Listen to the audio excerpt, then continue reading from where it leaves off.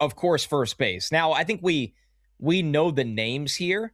It's just a matter of how much first base is Polanco actually going to play. And this is where having the DH, of course, and a open DH, which the Mets have liked almost too much at times, actually is a benefit to you. The fact that it feels like they want Brett Baty a part of this lineup in as many ways as possible.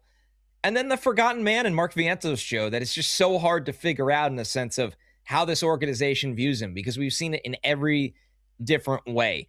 You know, as a young player, didn't really get a real shot and struggled. Then he had the great year and the great playoffs, the year they went all the way to the NLCS, where you're like, oh, wow, Mark Vientos is going to be in the middle of the Mets lineup for a long, long time. And then we know how much of a rocky road it's been a little bit since then. And some of his defensive, the liability aspect as well doesn't help him as much either. But this is a team we've said, like, power is going to matter here. And if you have power, and that's where it goes back to Melendez being in the conversation in right field as well, it's going to keep you in the conversation. So how are you looking at first base right now, where it's not figuring out the who, it's figuring out what does the spread actually look like in terms of like percentages? If you're watching on YouTube, you see the bottom, the first base breakdown. Too many or not enough options. I guess if you have 3 first basemen, do you have a first baseman at all? But in reality here, Connor, I think one of the things that we need to see is Jorge Polanco actually play first base, because we've been talking about it since the Mets signed him, and we've said on this show that we think the transition will probably be a little smoother than maybe Mets fans anticipate. But the Mets are slow rolling Polanco based on a knee surgery from 2 years ago and just kind of trying to slow roll him into games. I know he's DHing against Nicaragua as we record here on Tuesday, but I want to see him play some first base. And then I think I could give you a better opinion of how much I think he's going to be able to play. And Baty, as you said, looked decently fine. And I give Brett so much credit, because when he was coming up as a third baseman, it was kind of, the defense is okay. Like, he could kind of handle third. Maybe he's a first baseman long term.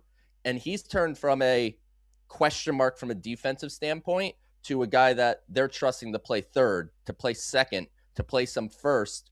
And once they feel good about his hamstrings and his legs, right field is going to at least come into play as part of his versatility, it sounds like. So I think Baty, I look at him more as he's going to find at bats through different avenues on a given day. There will be some DH in there and different positions. And Vientos, for me, it's part-time DH, part-time first base. That's it. Like, I'm trying to play Vientos, not exclusively against lefties, but mostly against lefties to try to maximize what his skill set brings to the table. Yeah, I think that makes a ton of sense, especially the fact that with Vientos, it gives you a legit power bat to match up against lefties that, not every team has that kind of quantity. And I understand Mets fans probably their expectations for Vientos might be low, but right now is trying to piece up, put this puzzle together based on matchups and based on being as defensively adequate as you possibly can. So I'm kind of excited to watch it all mesh together over time. It's a little difficult to make reactions this early, but you could tell we're starting to get a feel of what they're looking to do.